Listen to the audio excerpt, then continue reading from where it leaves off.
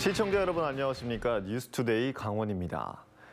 내년 4월 10일은 국회의원들을 뽑는 총선입니다. 1년의 시간이 남았지만 벌써부터 선거에 나서겠다고 밝힌 정치인들이 적지 않습니다.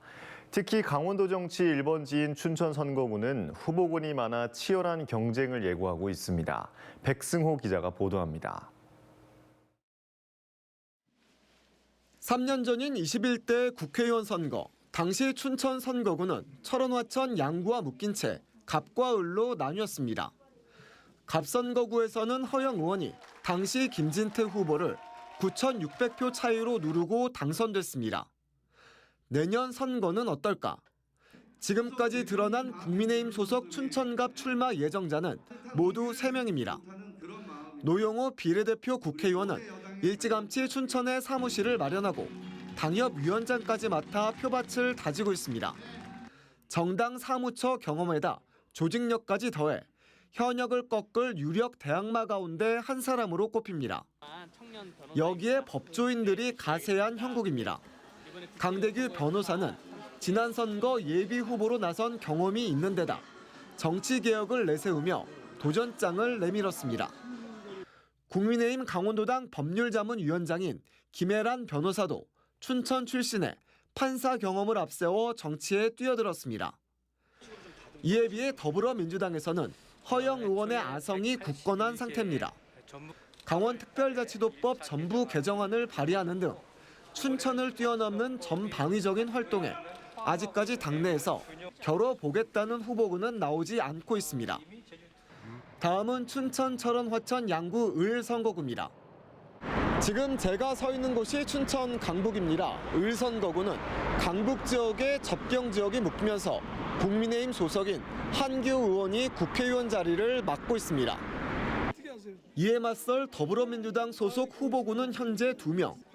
강원도당 지역위원장인 전성 위원장은 현안마다 지역 목소리를 높이고 당원 모집 길거리 캠페인도 열어 새를 불리고 있습니다. 유정배 전 대한석탄공사 사장도 지역 전문가를 자처하며 출사표를 낸 상태입니다. 특히 폐광 지역을 지원한 경험을 살려 접경 지역의 살 길을 찾겠다는 입장입니다. 국민의힘에서는 삼선 한기호 의원이 국회 국방위원장까지 맡아 중량감을 더했습니다. 최근 들어 지역 현안 해결에 앞장서며 선거를 앞둔 광폭 행보를 벌이고 있습니다. 여기에 기자 출신 이민찬 강원도 정책특별보좌관이 청년 정치인으로 도전에 나서 국민의힘 공천 경쟁에 뛰어들었습니다. 명확하게 출마 의사를 보이지 않았지만 전직과 현직 언론인과 전 자치단체장 등도 선거를 염두에 둔 활동을 활발히 하고 있습니다. 현재 국회에서 논의되고 있는 선거제 개혁이 어느 정도 윤곽을 보이면 결심을 굳힐 것으로 전망됩니다. 강원도 전체 의석수나 춘천 단독 분구 여부 등이 내년 국회의원 선거에 가장 큰 변수로 꼽힙니다. MBC 뉴스 백소입니다. 코로나19 대유행이 지나면서 마스크를 벗고 생활하는 것이 일상화되고 위생수칙 지키기도 조금은 느슨해졌는데요. 그 사이 영유아를 중심으로 호흡기 질환을 일으키는 다른 바이러스들이 확산하고 있습니다. 독감도 다시 늘어나고 있습니다. 홍한표 기자가 보도합니다. 강릉시 도심의 한 소아 청소년과 의원. 진료를 받으려고 병원을 찾은 어린이들로 하루 종일 북적입니다. 최근 기침과 가래 발열 등 호흡기 질환 증상으로 고생하고 있는 겁니다. 아이가 코감기에 걸려가지고 왔는데 유치원에 이제 그 코감기 이런 게 요즘 유행해가지고 저희가 병원에 왔어요. 아무래도 이제 단체 생활을 하다 보니까 애기들이 아프고 이러면 또 어쩔 수 없이 또 그 바이러스가 마스크를 쓰고 있어도 다 걸리나 봐요. 종류도 다양해져서 질병관리청이 2023년 12주차 기준으로 호흡기 바이러스를 검출했더니 리노바이러스나 호흡기 세포 융합 바이러스, 파라인플루엔자 바이러스가 다수 검출됐고 아데노바이러스도 한창 유행입니다. 그동안에 억제됐던 바이러스 감염이나 이런 게 좀 늘어나는 것 같거든요. 요즘에는 아데노바이러스라고 해서 호흡기 감염도 일으키고 결막염도 일으키는 그런 바이러스 또 양성률이 좀 높게 나오고 있고요. 급성호흡기 바이러스로 입원한 환자는 11주차 1,135명에서 12주차에는 1,493명으로 급증했습니다. 2020년부터 지난해까지 12주차에 200명 안팎이 입원한 걸 보면 7배가량 더 높은 겁니다. 인플루엔자, 계절 독감이 의심되는 이른바 의사 환자는 올해 12주차 기준 외래 환자 1,000명당 13.2명으로 11주차 11.7명보다 1.5명 늘었습니다. 이처럼 호흡기 질환이 유행하는 이유는 지난달 개학을 맞아 어린이집, 유치원, 학교 등에서의 단체 활동이나 대외 활동이 늘었고 환절기에다 마스크를 벗는 것이 일상화됐기 때문입니다. 또 코로나19가 한창일 때 독감 등 호흡기 바이러스가 유행하지 않아 이에 대한 면역이 취약하기도 합니다. 호흡기 질환을 방치하면 자칫 기관지염이나 폐렴, 중이염으로 이어질 수 있는 만큼 손 씻기 등 위생 수칙을 철저히 지키고 증상이 나타나면 초기에 의료기관을 찾는 것이 중요합니다. MBC 뉴스 홍한표입니다. 전국에서도 가장 늦게 벚꽃이 피는 춘천은 이맘때쯤이면 막바지 상춘객이 몰리죠. 그런데 올해는 벚꽃이 예년보다 일찍 핀 데다 연달아 비까지 내리면서 벚꽃을 활용한 각종 행사와 마을 축제가 뒤죽박죽입니다. 이송미 기자가 보도합니다. 바닥에 꽃잎이 수북히 쌓여 있습니다. 벚꽃이 만개해야 할 시기인데 나뭇가지마다 꽃잎을 털어내고 초록잎이 자리를 잡았습니다. 여기는 4월 한 셋째 주 그때부터 시작인데 너무 아쉬워요. 춘천댐은 올해 일정을 일주일 앞당겨 벚꽃길을 개방했습니다. 따뜻해진 봄 날씨에 벚꽃이 일찍 폈기 때문입니다. 비가 오는데도 떨어지는 꽃잎이라도 구경하려는 막바지 걸음이 이어집니다. 춘천 나가면 자주 들리죠. 여기 올해 너무 빨랐어요. 전국적으로 다 똑같죠. 뭐. 강원도 주요 벚꽃 명소죠. 강릉 경포호는 지난달 29일, 춘천 소양강댐은 지난달 말에 벚꽃이 처음 폈습니다. 전국에서 개화가 가장 늦은 이곳 춘천 북일리는 지난 1일에 꽃이 펴서 예년보다 12일 빨라졌습니다. 개화 시기가 얼마나 빨라졌나 보니 강릉은 최근 10년 기상 관측 이래 세 번째로 빨랐고 춘천은 최근 10년 중 올해 가장 빨리 꽃이 폈습니다. 북일리 마을은 당초 13일에서 10일, 또 8일로 세 번이나 축제 일정을 바꿨는데 벚꽃 없는 개막이 불가피해졌습니다. 아쉬운 대로 먹거리 부스를 늘리고 농산물 판매를 통해 관광객의 발길을 잡겠다는 계획입니다. 버섯꽃이 지금 비가 오니까 떨어지고 있어서 아주 난처합니다. 농산물 판매도 같이 이제 준비를 했고요. 그다음에 음식도 이제 풍성하게 여러 가지를 준비했는데. 강릉 경포 벚꽃축제도 일정을 앞당겨 어제 막을 내렸고 춘천 유명 벚꽃길들도 예년보다 빨리 계절이 바뀌고 있습니다. 기온과 일조 시간에 영향을 받는 개화 시기. 지난달 강원도 평균 기온은 7.9도로 기상 관측 이래 가장 더운 3월이었습니다. 점점 더 빨리 피고 지는 봄꽃에 지자체와 지역 주민들은 고심이 깊어지고 있습니다. MBC 뉴스 이송미입니다. 원주의 한 어린이집이 일방적으로 문을 닫겠다고 학부모들에게 통보한 뒤 일주일이 안 돼 폐원했습니다. 관련법상 폐원 2달 전에는 알려야 하지만 막무가내로 진행한 건데요. 신학기가 시작된 지 한 달도 안 돼 날벼락을 맞은 학부모들은 발만 동동 구르고 있습니다. 이병선 기자입니다. 4살 난 은우는 1년 넘게 다닌 어린이집을 이번 주부터 못 가게 됐습니다. 어린이집 원장이 문을 닫겠다고 일방적으로 통보한 지 일주일이 안 돼 정말 폐원해버렸기 때문입니다. 3월 말에 갑자기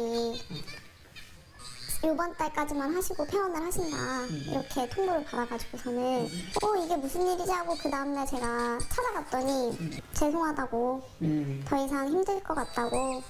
문제는 학기 중에 다닐 수 있는 다른 어린이집을 찾는 게 쉽지 않다는 데 있습니다. 같은 어린이집의 윤서 엄마는 집에서 가까운 국공립 어린이집은 대기만 수백 명이라 엄두도 못 냈고 민간 어린이집도 당장 들어갈 곳을 찾지 못했습니다. 해봤는데 지금 정원이 다 차여 있으니까 신학기잖아요 지금. 예, 그렇죠. 네. 이렇게 되니까 이제 아이들 뽑는 게 힘든 거죠. 갑자기 문을 닫아버린 문제의 어린이집을 찾아가 봤습니다. 불과 지난주까지도 어린이들이 뛰어놀았던 이곳 어린이집은 지금은 문이 굳게 닫혔습니다. 영유아 보육법상 어린이집 폐원은 최소 2달 전에 폐원 사실을 학부모에게 알려야 하는데 고작 통보 일주일 만에 닫은 겁니다. 원장은 어린이집에서 사용하는 알림장 앱에 올린 폐원 공지에서 재정난과 건강상 문제를 호소했는데 정원이 170명가량인 이 어린이집은 실제로도 올해 원화가 55명까지 떨어지면서 어려움을 겪었습니다. 심지어 돈을 아끼기 위해 냉난방을 하지 않았다는 의혹까지 학부모들 사이에 제기됐습니다. 원주시 관계자는 폐원 자체가 드문 일은 아니지만 신학기인 3월보다 2달 전에 찾아와 상담하고 폐원 절차를 밟는 게 일반적이라고 밝혔습니다. 또 현장 지도 점검 후 기습 폐원에 따른 과태료 등을 처분하고 지급된 보조금과 물품의 정산을 거친 뒤에야 정식 폐원될 예정이라고 설명했습니다. MBC 뉴스 이병선입니다. 강원도가 내년 정부 예산 확보 목표를 9조 5천억 원으로 잡았습니다. 올해 확보액보다 5.3%, 4,817억 원 증가한 규모입니다. 반도체와 바이오 헬스, 수소, 인공지능 등 첨단 산업 분야 신규 사업을 집중 발굴할 계획입니다. 또 순천 속초, 강릉 제진철도와 제천 영월고속도로 등 기존 교통망 사업의 적기 완공과 신규 교통망 사업 유치를 위한 예산 확보에 나섭니다. 강원도는 축사 악취 개선과 가축 질병 예방, 축산 생산물 위생 수준 향상을 위해 오는 10월까지 축산업 허가 등록농가 8,153호를 대상으로 정기 점검을 실시합니다. 이번 점검에서는 단위 면적당 적정 사육 기준, 소독 방역시설 구비, 무허가 축사, 축산업 변경 허가 등의 준수 여부를 집중 점검합니다. 농가의 허가 등록 관련 법령 위반 사항이 확인되면 시정명령과 과태료, 행정처분 등의 조치를 취할 계획입니다.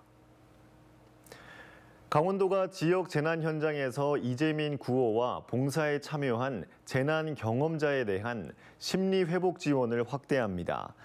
강원도는 심리상담, 정신건강, 재해구호 등 재난심리 구호 분야 전문가 15명으로 구성된 재난심리 회복지원단의 역할을 강화합니다. 이를 위해 강원도 재난심리 회복지원센터의 심리활동가가 현장에서 심리상담을 지원하고 고위험군으로 치료가 필요할 경우 강원도 정신건강복지센터나 강원권 트라우마센터와 연계 지원하기로 했습니다. 지난해 동해안 산불과 수해 현장에서 1,036건을 상담했습니다.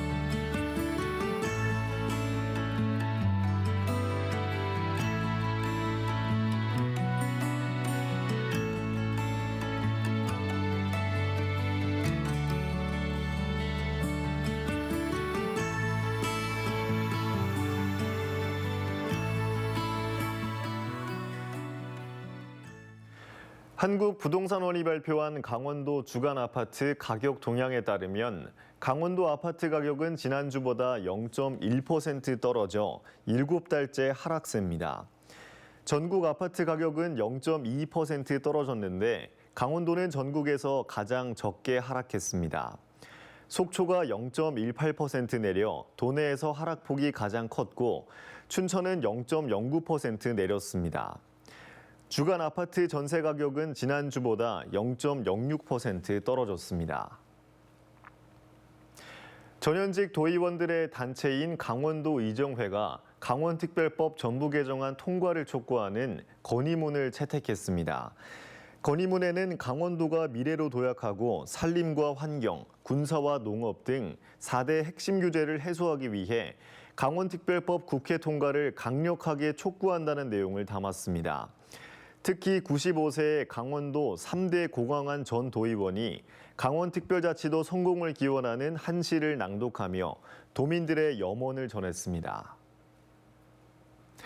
춘천시의회가 제324회 임시회를 열고 수도권 광역급행철도 GTX-B 춘천 연장을 촉구하는 결의문을 채택했습니다. 국토교통부가 광역철도 지정 기준에 대도시권의 범위를 한정하면서 특별자치도를 앞둔 강원도가 제외됐다며 강원 북부권 균형 발전을 위해 대도시권 범위에 강원도를 포함할 것을 촉구했습니다. 이와 함께 세계태권도연맹 본부를 태권도 중심 도시인 춘천으로 이전해달라는 유치 결의문을 채택했습니다. 중소기업에 재직하는 청년의 복지 향상을 위해 춘천시가 청년 근로자 500명에게 춘천사랑 상품권 100만 원씩 지급합니다. 이 사업이 시작된 지난해에는 1,925명이 신청해 두 차례에 걸쳐 902명에게 지원했습니다. 올해 지원 대상자는 만 19세에서 39세까지 500명으로 10일부터 21일까지 모바일 앱 우리도를 통해 신청하면 5월 16일 선정 결과를 알 수 있습니다.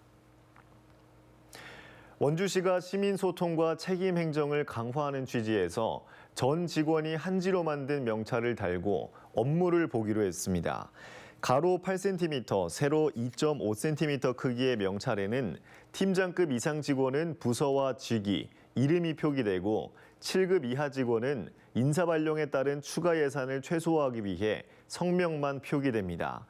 원주시는 한지 명찰이 원주 한지의 우수성과 기능을 널리 알리는 데도 중요한 역할을 할 것으로 기대하고 있습니다. 밥상공동체 연탄은행 창립 25주년 기념행사가 어제 원주교 이른바 쌍다리 아래에서 열렸습니다.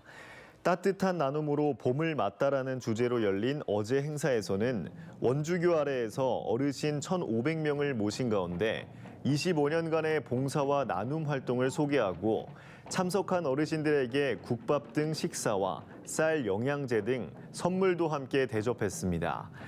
밥상공동체 연탄은행은 지난 1998년 원주교 이른바 쌍다리 아래에서 무료급식을 나누기 시작해 오늘에 이르렀습니다. 동해시가 도심비 테마파크를 조성합니다. 동해시는 전국에서 드물게 도심에 위치한 천곡 황금박쥐 동굴과 자연학습 체험공원 일원에 2026년까지 모두 80억 원을 들여 빛과 지역성을 주제로 한 미디어 파사드와 증강현실, 홀로그램, 레이저와 포토존 등 화려하고 감성이 있는 곳으로 꾸밀 계획입니다. 이를 위해 동해시는 최근 용역 보고회를 갖고 인허가와 법적 절차, 낮 시간 공원 이용 방향 제시 등 보완 사항을 청취했습니다. 동부지방산림청이 삼척시 원더급 월천리 산 84-3번지를 비롯한 세 필지를 국민의 숲으로 지정했습니다.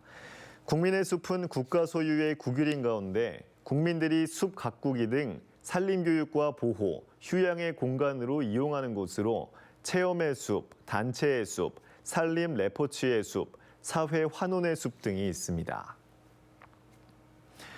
홍천군이 일자리 창출형 첨단 산업 육성 사업에 4개 기업을 선정했습니다.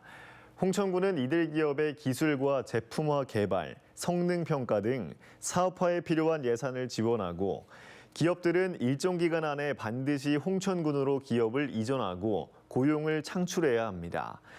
홍천군은 2026년까지 모두 80억 원을 들여 일자리 창출형 첨단 산업 육성 사업을 추진하기로 하고 조만간 2차 공고를 통해 기업을 추가로 선정한다고 밝혔습니다.